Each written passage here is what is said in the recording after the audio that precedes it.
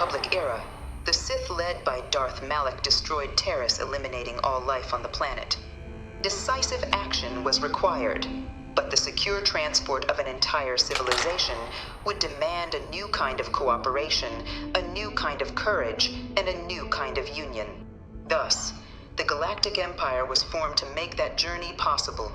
Just 1 light year later, the Galileo, the first of many colony ships, touched down here on Coruscant, beginning a new era of Imperial history, the age of the Galactic Empire.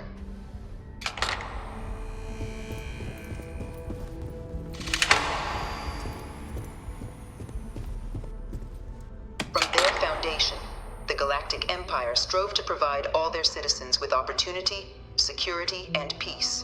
But there were those among the Empire that still wanted something more: independence.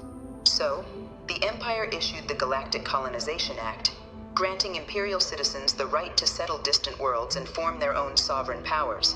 It wasn't long before the first new faction, the Rebel Alliance, was formally organized in BBY-3, later followed by Sith Zealots, revealing themselves to the galaxy a few light years later.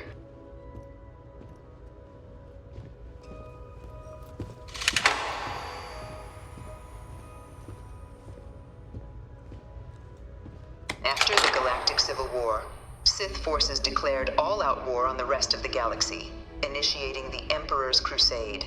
Over the next several light years, thousands of rebel, imperial, and independent souls were killed by agents of the Sith in the name of their Emperor God.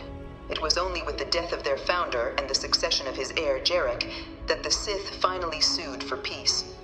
There remains, however, select members, the Sith Zealots, who refused to recognize the cessation of hostilities their leaders established. Even after the Sith's mysterious disappearance, these zealots remain a threat to all who encounter them, their pacification a goal of all space.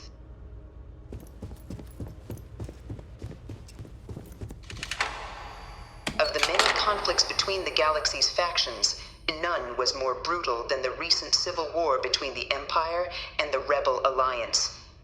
Set off by the unauthorized rebel colonization of Vesta's Pride, a direct violation of the Narion Treaty, the war spread quickly across the galaxy. Both sides deployed every tool at their disposal: armadas of warships, mechanized combat platforms, or ATSTs, even bioengineered alien creatures, the infamous Imperial bioweapons. It was only in ABY-1 at the Battle of Dantooine that the scales finally tipped.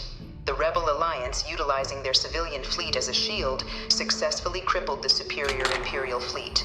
After their shocking victory against the galaxy's greatest fleet, the Rebel Alliance offered terms of peace, which the Empire, out of an interest in staving off any further loss of life, accepted. The galaxy has been rebuilding ever since.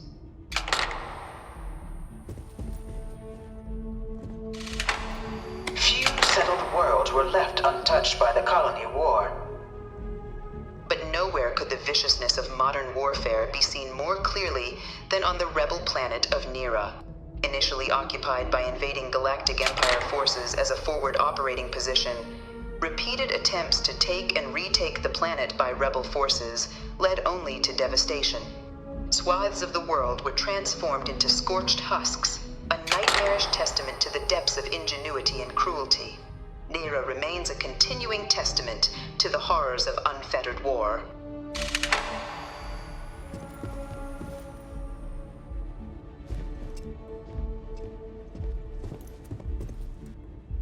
In the midst of the Civil War, a different kind of tragedy struck the Imperial city of Londinion, a newly constructed but critical supply center for the Galactic Empire war effort.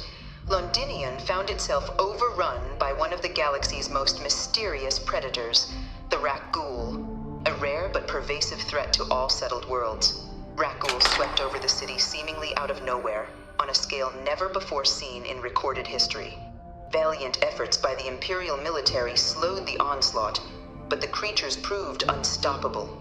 Ultimately, the decision was made to destroy the Londinian spaceport, sealing off the city, the outbreak, and its citizenry from the galaxy at large.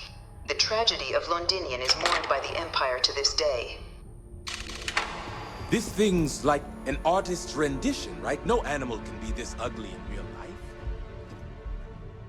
After the devastation wrought by civil war, the Empire and Rebel Alliance came together to ratify a treaty that became known as the Armistice. Both sides agreed to a vast reduction in standing forces, and that bioweapon and droid warfare would be outlawed.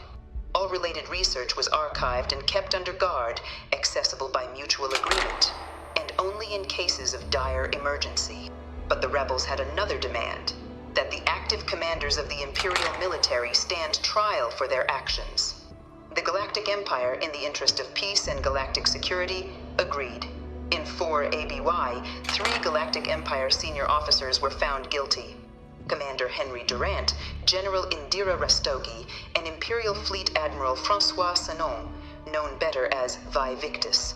All were sentenced to death for their actions, bringing the Galactic Civil War to a close and returning peace to the galaxy at long last.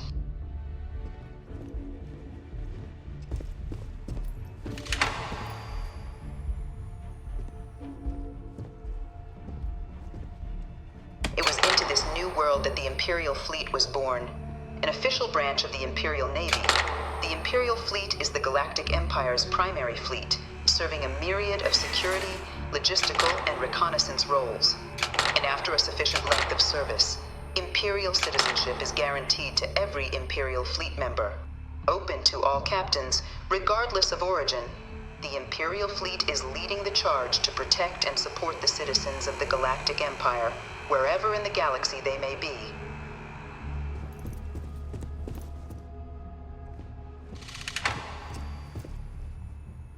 No one is born a citizen of the Galactic Empire. Only through service to the Empire can one hope to earn one's citizenship. But the Empire prides itself on taking care of its people. Cost of living controls mean citizens pay less than their foreign counterparts for needs big and small. All citizens are issued a grant upon joining to get themselves on their feet. And only Imperial citizens have the opportunity to purchase property, getting the chance to live in one of the most beautiful cities in the galaxy. By joining the Imperial Fleet today, you too can begin earning your place here, in the heart of galactic civilization, as a citizen of the Galactic Empire.